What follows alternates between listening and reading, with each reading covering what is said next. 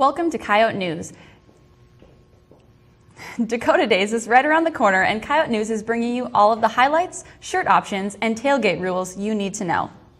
Also, sports updates from this past week, including which USD team took home a victory over a Big Ten school, and the new addition to campus that's causing a stir. And USD might be stuck in the middle of a lawsuit over the Muck expansion project. Those stories and more coming up. But first, news headlines with Courtney Sterrett. Moon River singer and TV personality Andy Williams died yesterday at his home in Missouri.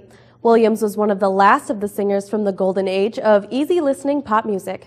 For 6 decades, Williams performed on concert stages and television shows as the ultimate Mr. Nice Guy. He was well known for his warm personality and for his music. Williams died of bladder cancer at the age of 84. Mitt Romney and President Barack Obama are both in Ohio today for the 2012 presidential campaign. Romney talked to the Ohio crowd about national debt. President Obama accused Romney of newfound outrage over a China policy that outsources American jobs. ABC News rated Ohio a clean toss-up, but says it leans Democratic. This state is important because no Republican has won the White House in modern times without it. And Mr. Obama is now calling on the NFL and referees to come to a labor agreement. The league and refs have been in a lockout for the first few weeks of the season.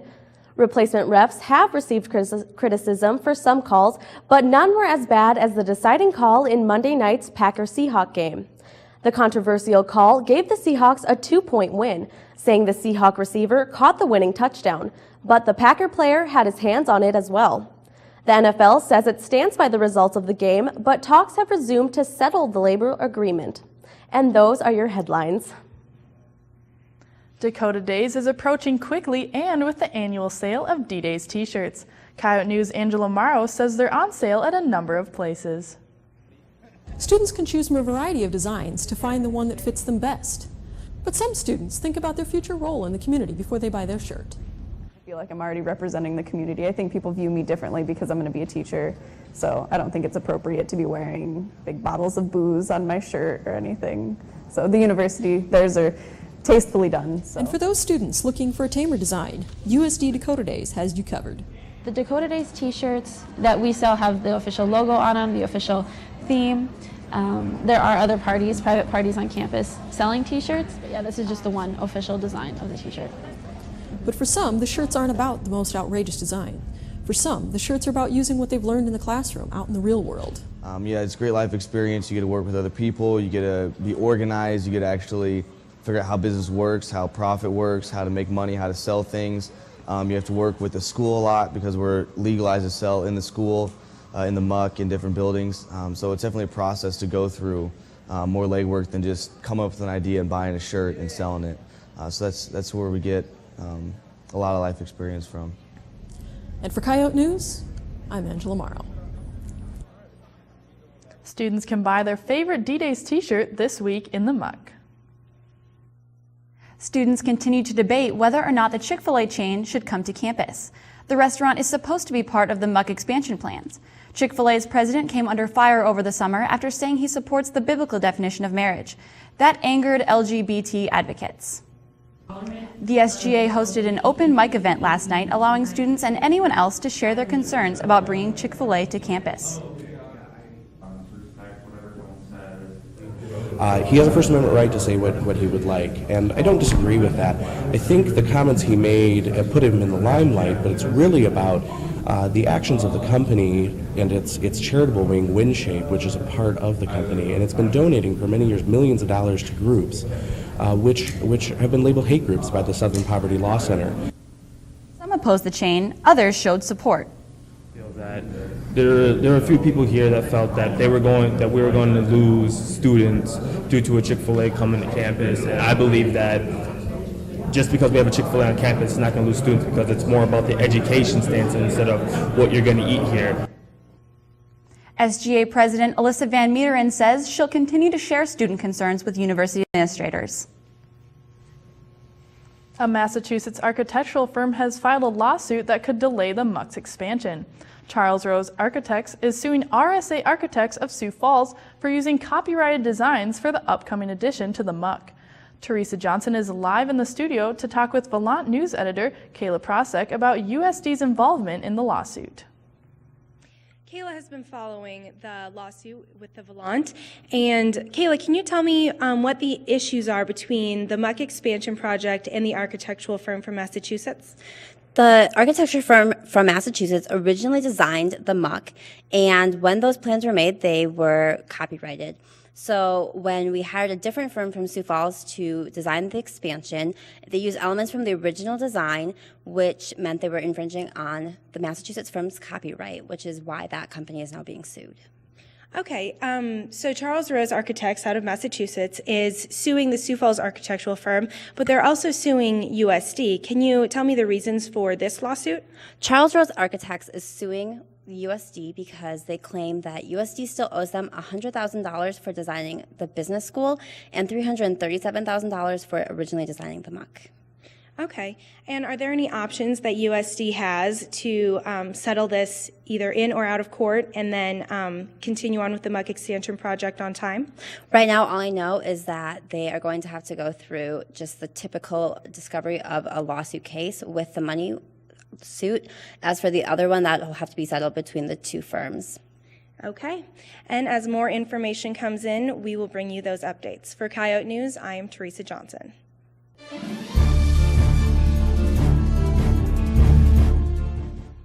While students prepare for another week-long Dakota Days celebration, a group of 13 dedicated students on the planning committee are busy with final preparations to make sure the week is a success.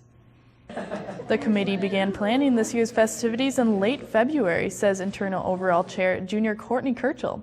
And now that it's next week, planning is only going to get busier with final phone calls and emails to send out. I think this week, the prior week, is actually going to be more difficult. Next week, it's going to be what's done is done, and everything that we've set up and planned to that point, it's going to happen. And if we're ready or not, I mean, we have to be ready. So everything's just going to happen. It's going to be a rush, and we'll run on our adrenaline, and it'll be fun. Kirchel says she has been very happy with the committee members and is confident next week will be a positive experience for all students. USD will be a smoke-free campus at the beginning of the spring semester. The USD Executive Committee voted to ban all smoking on campus after the Student Government Association passed a resolution earlier this year. The current smoking rule is 25 feet away from university buildings. 62% of students voted for more smoking restrictions on campus.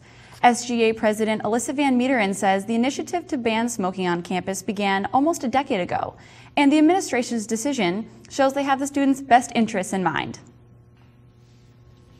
On this week's Coyote blog, Chris Jessen says students should stop complaining about campus parking. Parking is one of those issues you hear just about every student complain about. A lot of the time, they're heading to class and they want to park as close as possible. The problem is, there are no spots available. So they end up parking someplace they shouldn't and end up with a ticket. The University Police Department's website indicates parking tickets can range anywhere from $15 to $30. It may not seem like much, but when added to the $120 parking permit you already bought, it can add up. But here's the thing, there's some places you can go without fear of a ticket. Located west of Coyote Village, this rather large lot is available to anyone as long as they have a university parking permit. Going off experience, this lot is at least half empty most of the time. Truth be told, it's a little bit out of the way from campus. Some might call this inconvenient, but what is more inconvenient? Having to walk an extra minute or two to get to class, or getting a parking ticket?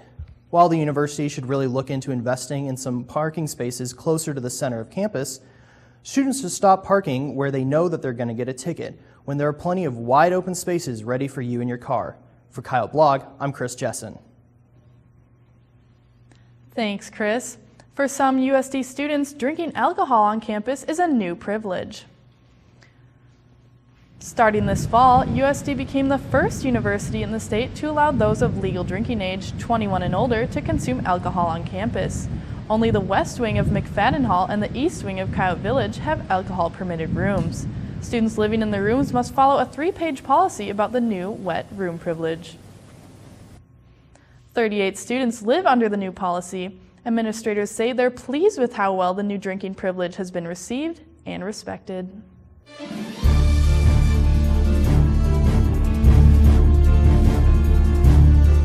While Coyote Cash is not a new convenience at USD, many students are not aware of all the locations where they can spend it. Coyote Cash is accepted at all campus dining locations, including concessions at the Dakota Dome. In addition to the on-campus dining locations, 17 businesses in Vermillion currently accept Coyote Cash as a form of payment. Most of the dollars spent go towards food options. Statistics show that 71% of Coyote Cash spent off-campus this semester has gone towards food. 91% of Coyote Cash spent on campus goes towards Aramark products. A full list of hotspots can be found by visiting usd.edu/coyoteid. Raziel's, Winnie Mae's Essentials, and Jones Ace Hardware will soon be accepting Coyote Cash as well.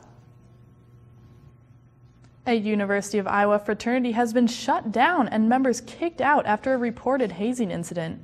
The Beta chapter of Sigma Alpha Epsilon had previous complaints of hazing in 2008 and 2009. SAE's national headquarters closed the UI chapter yesterday after more reports of hazing and illegal consumption of alcohol. USD has 9 fraternities, including an SAE chapter. Hazing is against the rules of all national headquarters. USD hasn't had any reported hazing incidents in recent years, but it continues to be a problem across the country. Global Learning and the Center for Academic Engagement are hosting the annual International Education Week. Angelica Brackens joins us live in the muck with Annika Turner, a global learning advisor, to talk about some of the programs and events offered for students throughout the week. Thanks, Julianne, and thanks to Annika for joining us. One of the main events for International Education Week is happening right now upstairs. Can you tell us a little bit about that? Sure. This is our annual Global Palette, which features international foods from around the world. We're going to have a short introduction from Jesus Trevino, the Associate Vice President for Diversity, and then at 6 o'clock, we're going to highlight all of our photo contest winners. So students who studied abroad and international students who are here at USD were asked to submit photos that they've taken either of America or their places abroad. And then we had judgings from the students and also from faculty members as to who would win each of the different 4 categories. Tonight we'll highlight all the winners and then an overall winner who will win a $125 gift certificate to Barnes & Noble. In addition to the palette, what are the other events that are going on this week? So most of the events were earlier this week. On Monday, we had an International Noon Forum hosted by Benno Weimar that highlighted global warming and the evidence that is currently in. It also had panel judges and panelists from Megan Jarko, who is the new Sustainability Department Chair. We also had Global Learning 101 sessions, which just highlighted the different ways that students can study abroad and participate in global learning. And then we also had a performance by the Caribbean Coyotes, which is the USD Steel Drum Band. All right, and thanks to Annika for joining us live from the muck. I'm Angelica Brackens. Thanks, Angelica.